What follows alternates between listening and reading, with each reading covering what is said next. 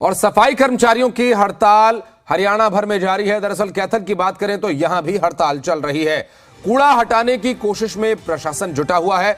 कर्मचारियों ने कूड़ा हटाए जाने का विरोध किया। कर्मचारियों को पुलिस ने हिरासत में लिया, बसों में भरकर अज्ञात स्थान पर ले जाया गया और भारी संख्या में पुलिस बल के साथ कूड़ा हटाने की कोशिश की जा रही है।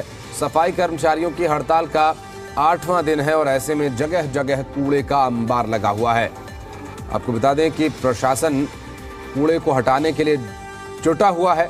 सफाई कर्मचारी इसका विरोध कर रहे हैं और विरोध करने पर मौके पर मौजूद पुलिस ने सफाई कर्मचारियों को हिरासत में भी लिया और कर्मचारियों को बसों में भरकर अज्ञात स्थान पर ले जाया गया।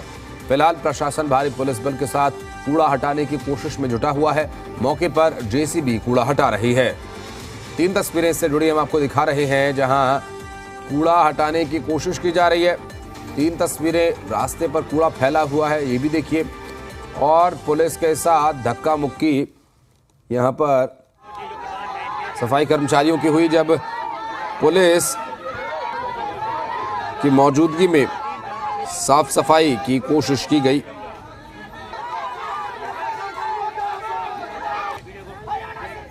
विपिन कैथल से और रोहतक से राज ठाकरे हमारे सहयोगी इस वक्त हमारे साथ मौजूद है। विपिन, पहले आपके पास आएंगे। कैथल की बात करें तो क्या परिस्थितियां भी यहां पर हैं, चूंकि सफाई कर्मचारी अब रात दिन हड़ताल पर बैठे हुए हैं, धरने पर बैठे हुए हैं, लेकिन आम लोग गंदगी से परेशान हैं, उसके बारे में भी कुछ सोचा जा रहा है? जी, आपको बता दें कि कर्मचारी रात से ही धरने पर बैठ गए थे। इनको कहीं ना कहीं अंदेशा था कि रात को प्रशासन वैकल्पिक व्यवस्था करके बाहर से कूड़ा उठान करवा सकता है, तो इसके चलते पूरी रात इन्होंने पहरा भी दिया है शहर का। तो आज सुबह जब प्रशासन ने वैकल्पिक व्यवस्था करने की कोशिश की तो सफाई कर्मचारी ने उसका विरोध किया। उनका साफ कहना था कि सरकार हमारी सुने, हम 8वां दिन हो चुका है हड़ताल पे बैठे, बजाय इसका इंतजाम करने के कि वैकल्पिक व्यवस्था कर रहे हैं, हमारी बात माने, हमारे से बात करे, हमारी बात सुनी जाए। तो मैं कर्मचारी नेता मेरे नहीं विपिन, देखिए, वैकल्पिक व्यवस्था तो करनी होगी। वैकल्पिक व्यवस्था नहीं होगी तो आम लोगों को भी तो परेशानी होगी। आम लोगों की तो इसमें कोई गलती नहीं है। ठीक है, आप हड़ताल पर है, सरकार को चेताना है, बहुत अच्छी बात है, लेकिन अगर कूड़ा हट रहा है तो हटने दीजिए। आम लोगों को तो जीने का हक है। जी, सफाई कर्मचारियों को कहीं ना कहीं ये लग रहा है कि अगर ऐसे कूड़ा उठान होता रहा तो हड़ताल लंबी चलेगी और सरकार इस हड़ताल को लंबा करना चाहती है, कहीं ना कहीं हड़ताल कमजोर ना हो जाए, इस वजह से इन्होंने विरोध किया और 2 बार अटेम्प्ट किया इन्होंने। सुबह लंबी हड़ताल से डरते हैं क्या सफाई कर्मचारी? आप पूछिए जरा विपिन एक बार उनसे, क्या लंबी हड़ताल करने से डरते हैं? क्या अपने हक की लड़ाई लड़ने से सफाई कर्मचारी डरते हैं? जब कूड़ा उठान हो रहा है तो आप लोग रोक रहे हैं, क्या आपको लगता है कि लंबी लड़ाई लड़ने से आप लोग डर रहे हैं? मेरा ये कहना है, मेरा नाम शकुंतला है, मैं CIT की राज्य सचिव हूँ। हमारा ये कहना है कि कूड़ा उठाने से समस्या का समाधान नहीं होगा। जो काम जिसका है वो काम वही इंसान कर सकता है। सरकार को बातचीत का रास्ता अपनाना चाहिए और ये कूड़ा तो खुद कर्मचारी उठाने के लिए तैयार है। कोई गंदगी फैलाना हमारा मकसद नहीं है, लेकिन मसला है रोजगार का, मसला है जो छटनी किए गए कर्मचारी हैं उनको हटाया गया, उनको वापिस काम पे लेने का। और अगर इसी तरीके से दमन का रास्ता सरकार विभाग अपनाता रहा तो ये आंदोलन, पक्की बात है, ये नगर पालिका का केवल आंदोलन नहीं रहेगा, फिर ये आंदोलन सभी संगठनों का आंदोलन होगा, सभी यूनियन इस आंदोलन में उतर जाएंगे। और ये जो गिरफ्तारी की गई है इसकी हम निंदा करते हैं। पूरे हरियाणा के अंदर आंदोलन चला हुआ है और कैथल के अंदर आज बड़ी संख्या में हमारे कर्मचारी साथियों की 2 बार गिरफ्तारियां की गई। आप देख सकते हैं पीछे बड़ी संख्या में फिर और कर्मचारी इकट्ठा हो गए, कितने को गिरफ्तार करेंगे?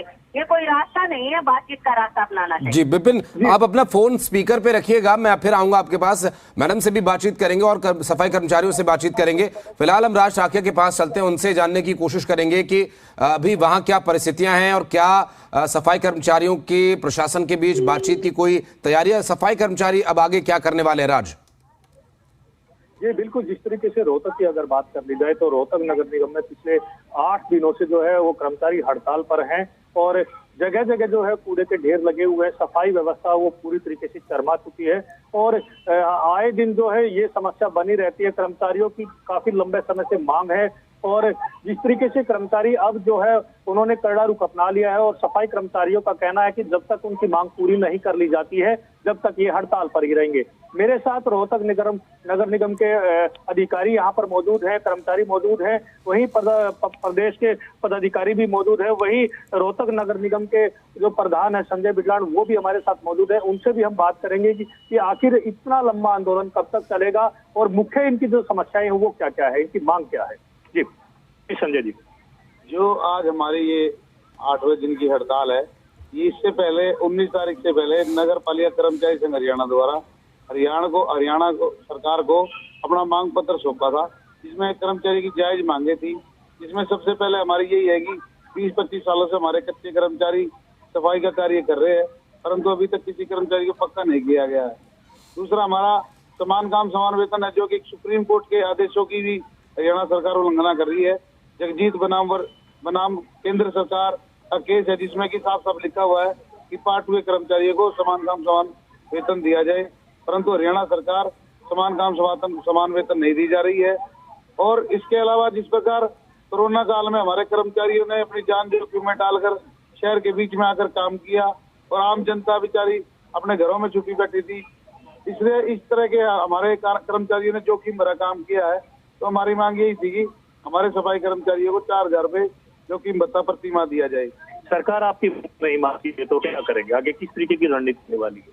सरकार से प्रार्थना पत्र और अपील के बाद जो हमने ये आंदोलन का रास्ता अपनाया, ये मजबूरीवश अपनाया है, और हम सरकार से अपील करते हैं कि हमारी मांगों के बारे में हमें जल्द बुलाकर हमारा समाधान किया जाए, नहीं तो ये हड़ताल बेमियादी हो सकती है। तो इस सरकार के साथ कोई बातचीत आपकी हुई है कि अधिकारियों के साथ कोई बातचीत हुई है?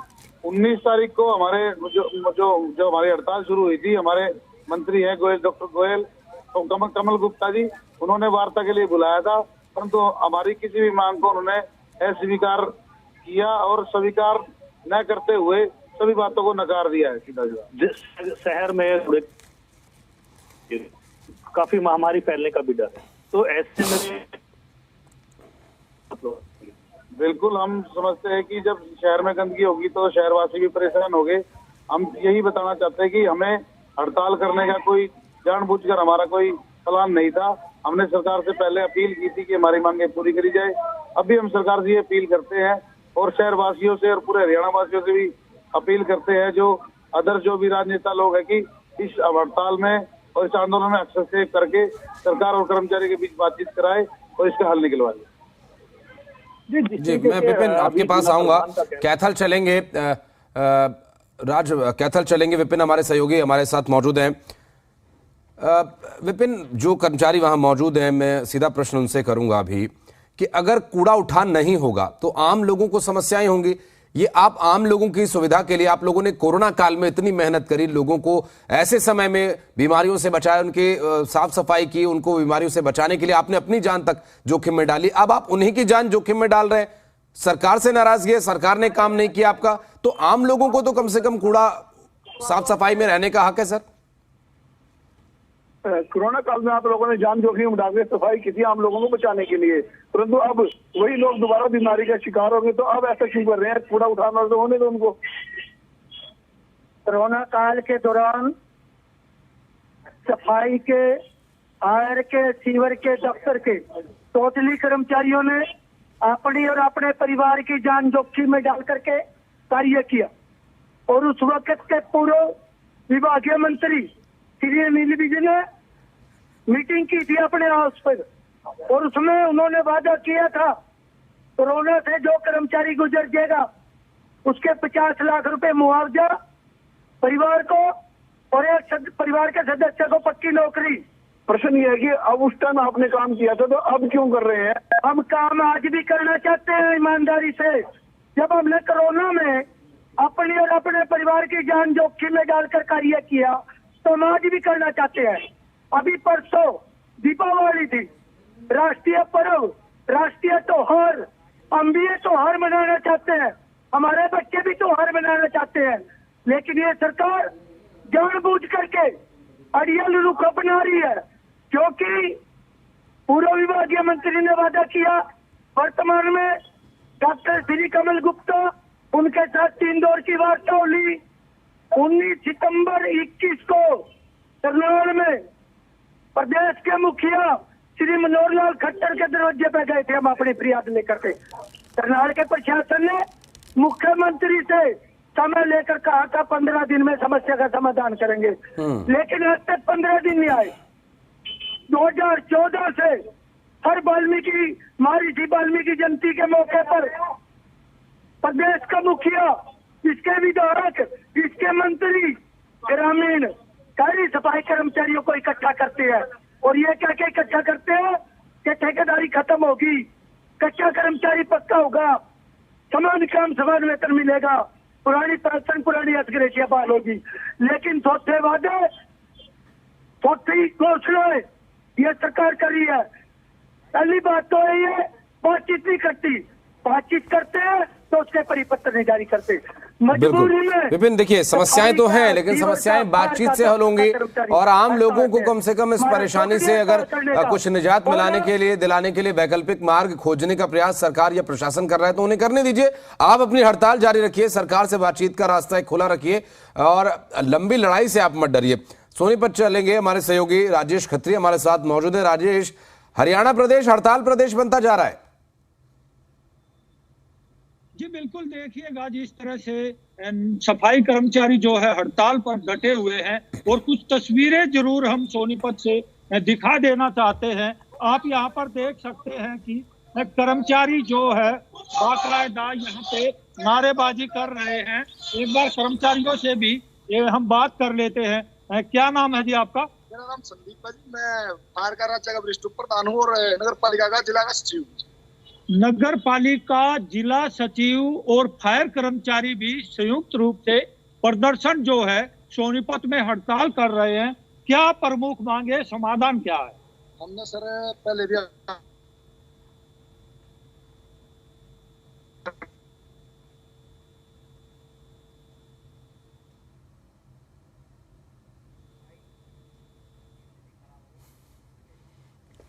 है किसी तकनीकी परेशानी की वजह से सोनीपत से हमारे सहयोगी राजेश से बातचीत नहीं हो पा रही है और राज टाकिया लगातार हमारे सहयोगी हमारे साथ मौजूद हैं।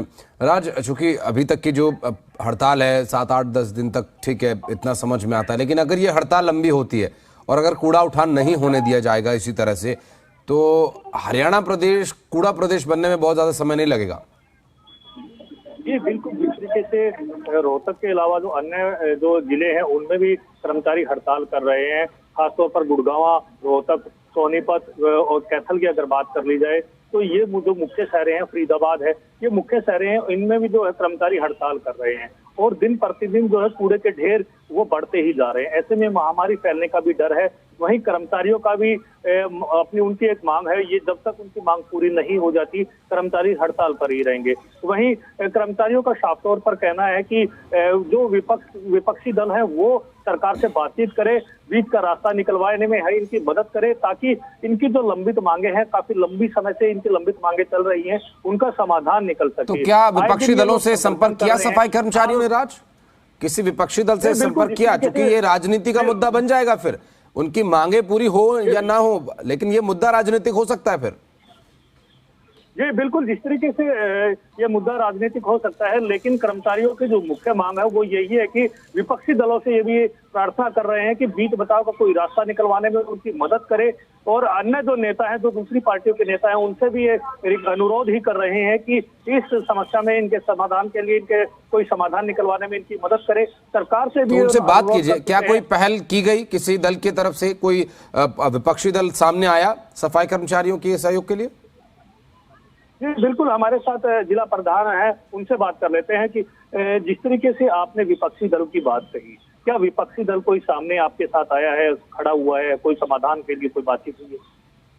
कहने का मतलब है विपक्षी दल नहीं, कोई भी राजनेता लोग है जो भी राजनीति में या सरकार में शामिल है या विपक्ष में है, तो मैं उनसे आपके माध्यम से अपील करता हूँ कि सरकार और कर्मचारी के बीच में जो टकराव की स्थिति बनी हुई है, इसमें अक्सर से करके बातचीत करके समाधान निकलवाने का कोशिश करें। बिल्कुल, लेकिन आप साथ में ये भी कह रहे हैं विपक्षी दलों से भी मांग कर रहे हैं कि वो बीच बचाव का रास्ता। बिल्कुल, मैं विपक्षी दलों और आम जनता से भी परेशान करता हूँ, अपील करता हूँ कि हमारा इस हड़ताल में सहयोग करे ताकि जो हमारी जायज मांग है वो पूरी हो सके। जिस तरीके से कूड़े का ढेर बढ़ता जा रहा है, तो ऐसे में उठान कब तक होगा? इसका कोई व्यवस्था की गई है? हम इस बात को समझते हैं, हम सरकार से यही अपील बार बार कर रहे हैं कि तुरंत प्रभाव से हमारे जो राज्य के कमेटी के पदाधिकारी है उनको बातचीत के लिए बुलाकर समाधान निकालें ताकि हम अपने कार्य पर वापस लौट सके। तो इस दौरान जब तक आंदोलन चलेगा क्या कूड़ा उठान नहीं होगा? बिल्कुल, हमारे सभी कर्मचारी जो पूरे हरियाणा में नगर पालिका, नगर परिषद और नगर निगम के कर्मचारी है इस आंदोलन में पूरी तरह शामिल है और वो जब तक कार्य नहीं करेंगे जब तक हमारी मांगे नहीं मानी जाती। जी बिल्कुल, जिस तरीके से कर्मचारियों का कहना है कि जब तक उनकी मांग पूरी नहीं की जाती ये आंदोलन जारी रहेगा। जिला प्रधान महोदय को एक बात ये भी बताइए कि किसी को तभी तक आप डरा सकते हैं जब तक उसमें डर बना हुआ है, अगर डर खत्म हो गया तो फिर मांगे पूरी कैसे होंगी? इसके बारे में भी सोचिए, क्योंकि आप आम पब्लिक के लिए काम करते रहे हैं। जब आम पब्लिक को कूड़े से निजात आप नहीं दिलाएंगे तो क्या संभावनाएं हैं कि सरकार बात मानेगी? जी बिल्कुल, जिस तरीके से अगर नगर निगम की बात करें, आम आदमी की बात करें तो कूड़े का ढेर बढ़ता जा रहा है। आम आदमियों में एक डर का माहौल है कि महामारी फैलने का भी डर है। तो ऐसे में अपने आंदोलन को किस तरीके से करेंगे? क्या आम आदमी के हितों की तरफ आप ध्यान देंगे या नहीं देंगे? बिल्कुल, आम आदमी के हितों की तरफ हमारा पूरा ध्यान है, क्योंकि हम भी इसी शहर में, इसी प्रदेश में रहते हैं और हम ये कहते हैं कि अगर हमारी कोई नाजायज मांग है तो सरकार बेशक न माने। हमारी जायज मांगे हैं और इसमें सरकार ने 2020 से हामी भी भरी हुई है कि आपकी मांग जायज है, परंतु सरकार सीधा कर्मचारी विरोधी नीति अपना रही है और हमारी मांग पूरी नहीं कर रही है। अगर सरकार और हम दोनों ही इस बात को सोचे। ठीक है, देखिए मांगे जायज हैं आपकी और जनता भी आपके साथ है, लेकिन जनता को कूड़े से, गंदगी से निजात दिलाना ये आपकी जिम्मेदारी है। सरकार अगर आपकी बात नहीं मान रही है तो आम लोगों को परेशान करके इस तरह से हड़ताल करना ये एक तरह से उचित नहीं है। ठीक है, हम आप लोगों के साथ है, मीडिया आपके साथ है, आम पब्लिक आपके साथ है। हम चाहते हैं कि आपकी मांगे पूरी हो, आपके घर परिवार में जो भी आपकी जिम्मेदारियां आप उसे ठीक तरीके से निभा पाएं, जो मांगे हैं प्रमुख उन्हें माना जाए सरकार की तरफ से, हम ये उम्मीद करते हैं। लेकिन जिस तरह से कूड़ा उठान नहीं हो रहा है ये आम लोगों के लिए एक बहुत ही बड़ी समस्या बनी हुई है। विपिन, मैं आपके पास आ रहा हूं, ये आम लोगों के लिए समस्या है। ठीक है, आम लोगों को परेशान करके, क्योंकि कूड़ा उठान नहीं होगा तो आम लोगों को परेशानी होगी, सरकार मांग नहीं मानेगी तो आम लोगों को परेशानी होगी, घूम फिर कर परेशानी आम लोगों को ही हो रही है। कर्मचारी हड़ताल पर बैठे हैं और सरकार अपने भवनों में।